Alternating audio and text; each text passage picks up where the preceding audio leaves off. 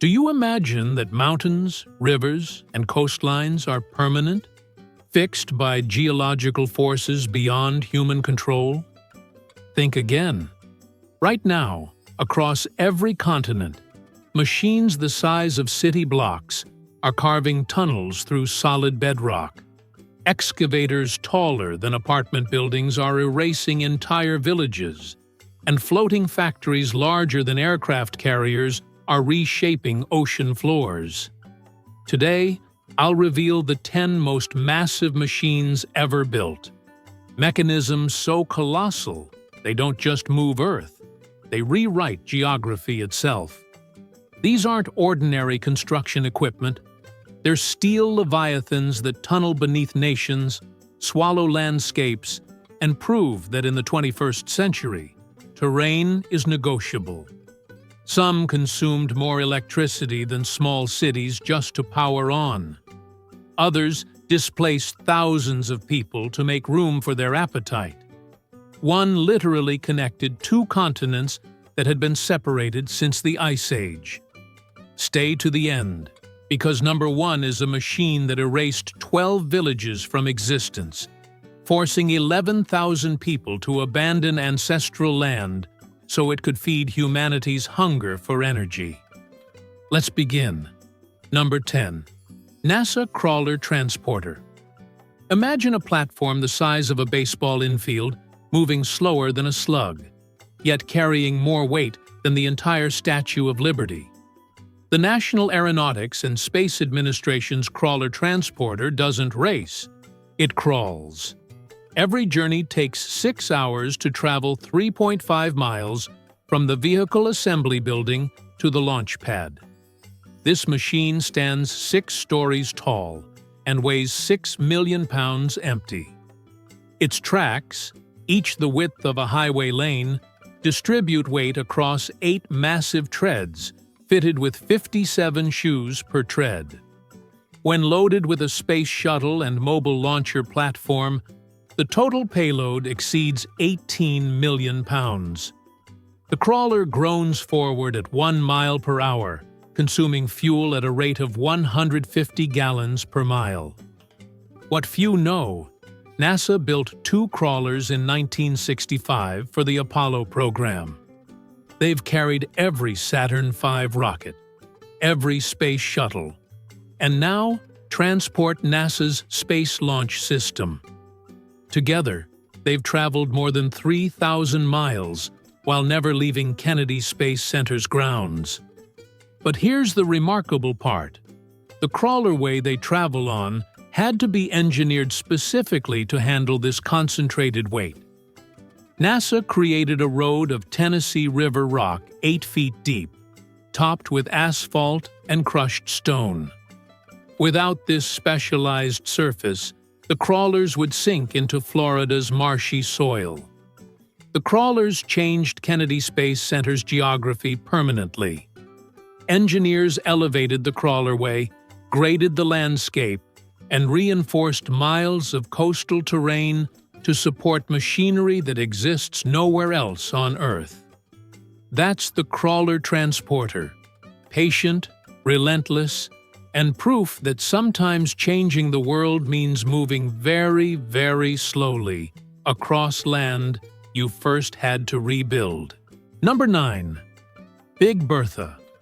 Picture a boring machine 5 stories tall and 300 feet long. A mechanical worm designed to eat solid rock and excrete tunnel in its wake. Big Bertha tunneled beneath Seattle from 2013 to 2017, carving a highway through bedrock that had been undisturbed since glaciers retreated 10,000 years ago. Her cutter head measured 57 feet in diameter, wide enough to swallow a 5-story building whole. That face bristled with 760 cutting tools, each designed to pulverize rock into gravel. Behind the cutter head, a factory on rails mixed excavated material with concrete to create tunnel walls simultaneously as Bertha advanced. Big Bertha was built to tunnel 1.7 miles beneath Seattle's waterfront, creating the Alaskan Way Viaduct Replacement Tunnel. She cost $80 million and weighed 7,000 tons. When operational, she advanced 10 feet per day through glacial till, clay, and bedrock. Slow, methodical progress through geology that had never known human touch. What few anticipated, Big Bertha hit a steel pipe in December 2013. She stopped. For 2 years, she sat frozen underground while engineers dug a rescue pit, lifted her entire cutter head to the surface, and repaired damage. The delay cost millions and humiliated a city that had promised smooth progress. The most profound part? When Bertha finally emerged in April 2017, Seattle's geography had been fundamentally altered. A tunnel now existed where only solid earth had been. The waterfront could be rebuilt. Traffic could flow underground. The city's relationship with Puget Sound changed forever. That's Big Bertha, slow, stubborn, and a reminder that changing geography beneath a living city requires patience measured in years, not months. Number 8. Dredgers of Palm Jumeirah. Imagine ships that vomit sand, sculpting islands from ocean floor, creating land where only water flowed for millions of years. The dredgers that built Dubai's Palm Jumeirah didn't discover islands, they manufactured them. These vessels, floating factories measuring 300 feet long, sucked sand from the Persian Gulf floor through pipes wider than highway tunnels. They dredged 94 million cubic meters of sand and 7 million tons of rock over 6 years, spraying it into palm tree formations visible from space. The lead dredger, the Prins der Nederlanden, could pump 30,000 cubic meters of sand daily. It worked alongside a fleet of specialized vessels, backhoe dredgers excavating rock, cutter suction dredgers breaking apart seabed, trailing suction hopper dredgers collecting and transporting material. Together, they operated 24 hours daily in carefully choreographed patterns. What few comprehend, building an island isn't just piling sand. Engineers had to compact material, create vibration to settle particles, and armor shorelines with millions of tons of rock. They needed to ensure foundations wouldn't liquefy during earthquakes or wash away in storms. The dredgers worked for 3 years just creating the base layer, the hidden foundation beneath what tourists photograph. The most staggering part? Palm Jumeirah added 78 kilometers of new coastline to Dubai. Entire neighborhoods now exist on land that was 40 feet underwater in 1999. Property values in the billions rest on sand that machines convinced to become solid. Dubai's dredgers didn't just change geography, they invented it, proving that in the 21st century, coastlines are suggestions, not boundaries, and ocean floor is simply land waiting for the right machine to relocate it. Number 7. Bingham Canyon excavators. Picture a hole so vast astronauts photograph it from the International Space Station. A man-made canyon carved by machines that have been eating mountain for more than a century. Bingham Canyon Mine outside Salt Lake City, Utah, is the largest human excavation on Earth. The pit measures 2.75 miles wide and 3/4 of a mile deep. If you stacked 2 Empire State Buildings in the bottom, their antennas wouldn't reach the rim. This wound in the planet was carved entirely by machines, massive electric shovels, haul trucks with beds the size of swimming pools, and drills that bore holes 60 feet deep for explosives. The workhorse excavators stand 3 stories tall with bucket capacities of 78 cubic yards, enough to fill a 2-car garage in one scoop. The largest models can lift 120 cubic yards. These machines work alongside haul trucks carrying 400 tons per load, climbing spiral roads that wrap the pit's interior like a massive staircase descending into Earth's crust. What few realize, Bingham Canyon has produced more copper than any mine in history. 19 million tons since 1863. That copper wired America's electrical grid, armed both world wars, and built the modern digital age. But the price was geological. An entire mountain disappeared. The most disturbing part? The mine continues expanding. Engineers constantly blast new benches, pushing the rim wider and deeper. The hole grows larger every year, consuming land that once supported forests, streams, and wildlife. That's Bingham Canyon, a monument to industrial hunger, where machines have been dining on mountains for 160 years and still haven't pushed back from the table. Number 6. Channel tunnel boring machines. Imagine 11 machines simultaneously drilling from opposite shores, racing through darkness beneath the English Channel, trying to meet perfectly in the middle of 23 miles of solid chalk. The channel tunnel boring machines didn't just dig a tunnel. They reconnected Britain to continental Europe for the first time since the Ice Age flooded Doggerland 8,000 years ago. 11 tunnel boring machines, 6 launched from France, 5 from England, worked from 1988 to 1991. Each measured 400 feet long and weighed 1,300 tons. Their cutter heads, 28 feet in diameter, rotated slowly through chalk marl at depths reaching 250 feet beneath the seabed. The machines advanced at 4 meters per hour when conditions were perfect. Behind each boring machine, a factory on rails installed 20,000-pound concrete tunnel segments, creating finished tube as the machine progressed. They excavated 9 million cubic meters of material, enough to fill 3,700 Olympic swimming pools. What engineering marvels achieved? On December 1, 1990, British and French workers broke through the final chalk barrier. The two bores met with less than 2 centimeters of error across 23 miles of drilling. Survey precision that would be remarkable on a construction site became legendary beneath an ocean. The most profound part? The Channel Tunnel changed European identity. Britain, an island for 8 millennia, became physically connected to France. You can board a train in London and step off in Paris 3 hours later without seeing sky.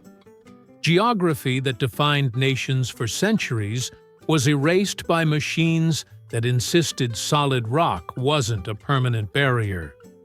That's the Channel Tunnel, where 11 mechanical worms reunited a continent and proved that islands are only isolated until someone builds the right machine.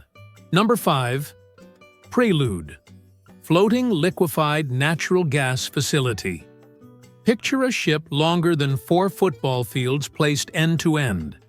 A floating factory that doesn't sail to ports because it is the port, the refinery, and the city all welded into one impossible structure. The Prelude floating liquefied natural gas facility doesn't change terrestrial geography. It transforms ocean floor into industrial zone. Prelude measures 1,601 feet long, 243 feet wide, and displaces 600,000 tons when fully laden. That's heavier than 6 aircraft carriers.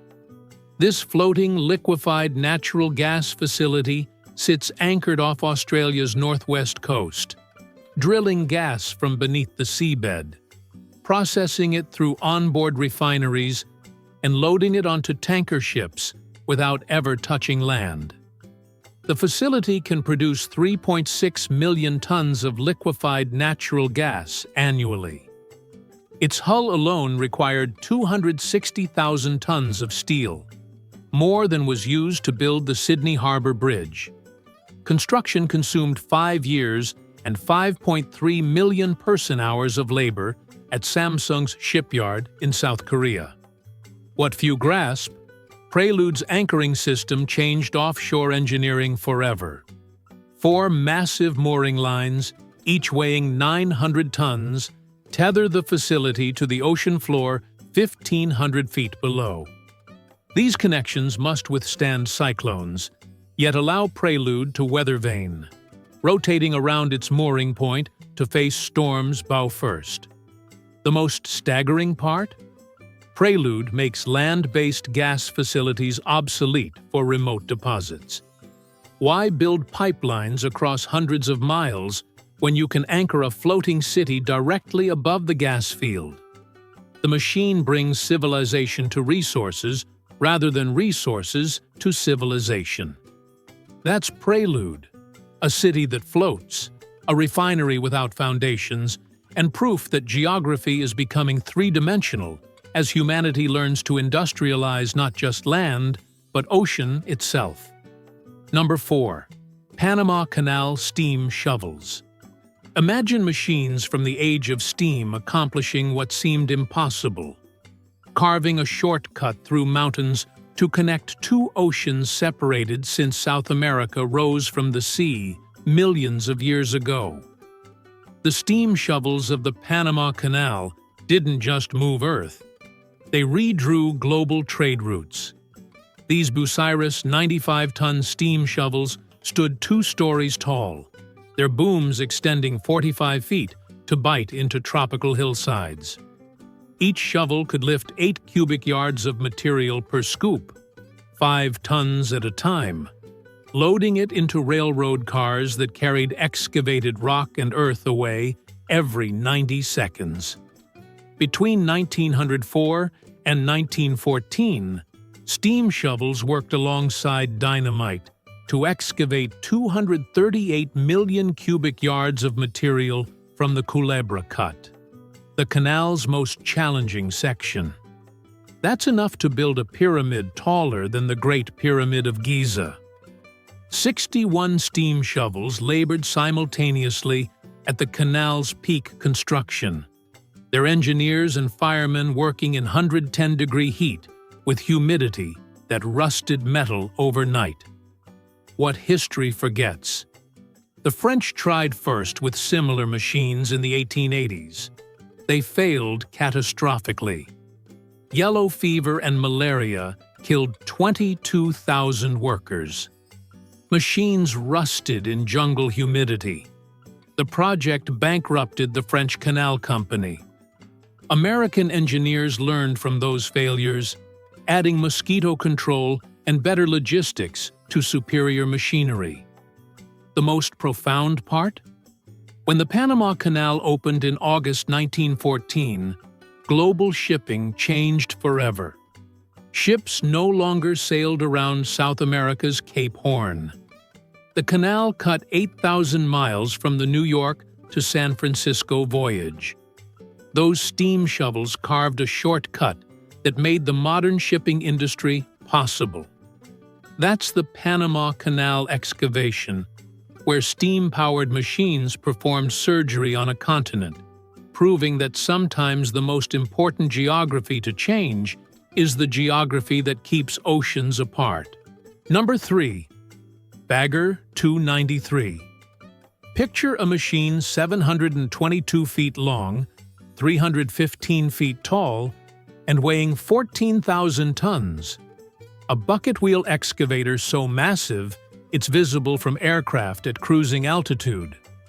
Bagger 293 doesn't visit landscapes. It erases them. This German-built mining excavator features an 18-wheel bucket system mounted on a boom the length of 2 football fields. Each bucket holds nearly 20 cubic meters of material.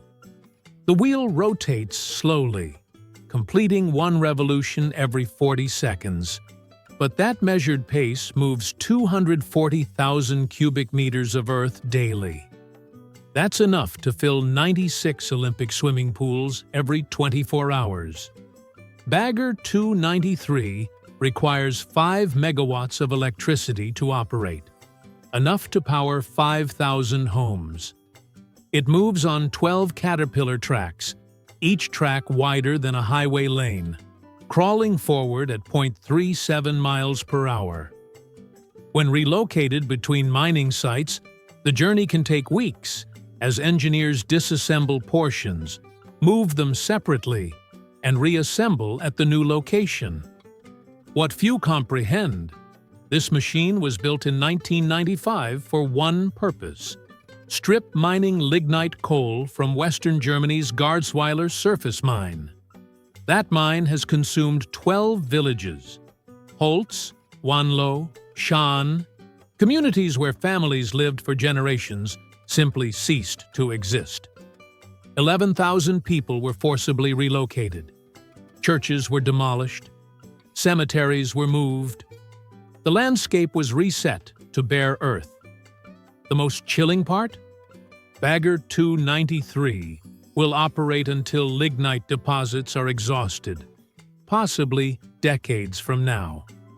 It will continue eating geography, pushing the mine's footprint wider and deeper, proving that when energy demands conflict with human settlement, machines like Bagger choose energy.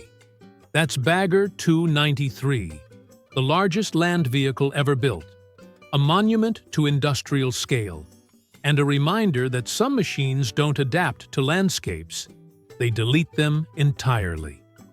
Number 2. Large Hadron Collider. Imagine a circular tunnel 17 miles in circumference, buried 570 feet beneath the France-Switzerland border. A machine so large it spans 2 nations, and so precise it accelerates particles to 99.9999% the speed of light.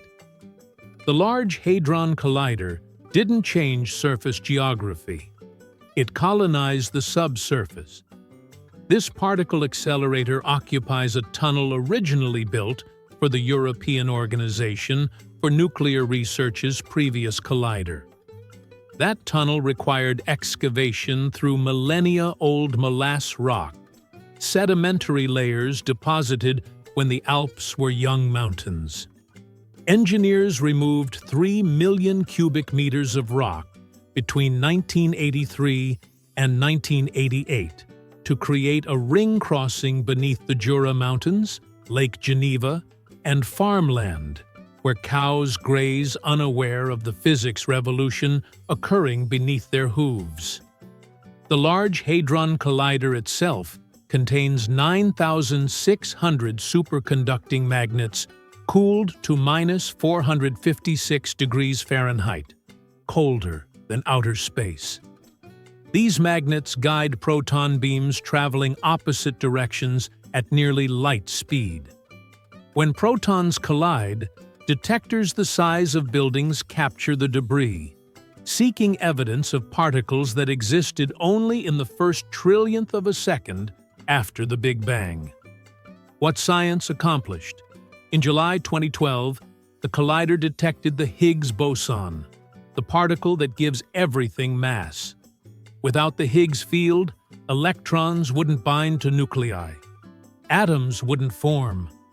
Matter as we understand it couldn't exist. This discovery required a machine tunneling beneath 2 countries. The most remarkable part? The Large Hadron Collider changed our understanding of reality more than it changed physical geography. But it still represents humanity's largest subterranean scientific installation, a cathedral to particle physics buried where only machines can breathe. That's the Large Hadron Collider, proof that changing geography isn't always about moving mountains. Sometimes it's about borrowing space beneath them to glimpse the birth of the universe. Number 1. Hambach and Garzweiler mine excavators. Imagine standing at the edge of a pit 12 kilometers long, 4 kilometers wide, and 500 meters deep. A wound in western Germany so vast it's consumed not just mountains, but entire civilizations. The bucket wheel excavators of Hambach and Garzweiler mines haven't just changed geography. They've erased it. These mines employ multiple machines identical to Bagger 293, working in coordinated devastation. Together, they remove 400 million tons of overburden and extract 40 million tons of lignite annually. That's more earth moved each year than the entire Panama Canal excavation removed in a decade. The excavators work 24 hours daily in surreal landscapes, stepped benches descending into Earth like a massive amphitheater built by geological trauma. Each machine costs $100 million. Each operates for decades. Each leaves behind lunar geography where forests once stood. What history will judge harshly? These mines have erased more than 40 villages since operations began in the 1950s. Imerath, a 1,000-year-old village, was demolished in 2018 despite protests. Its Gothic church, built in 1114, was torn down stone by stone. 36,000 people have been forcibly relocated since the 1950s, so these machines could feed coal-fired power plants. The most profound tragedy? Germany pledged to phase out lignite by 2038. That means the excavators will operate for at least 15 more years, consuming more land, displacing more families, extracting more coal, all to generate electricity from the dirtiest fuel source available in an era when solar and wind could replace it. These machines represent humanity's addiction crystallized in steel.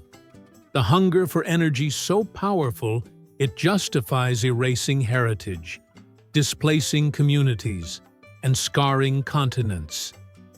That's the Hambach and Garzweiler excavators, where the largest machines ever built prove that sometimes our greatest engineering achievements become our most shameful monuments, and where changing geography means destroying the places that made us who we are.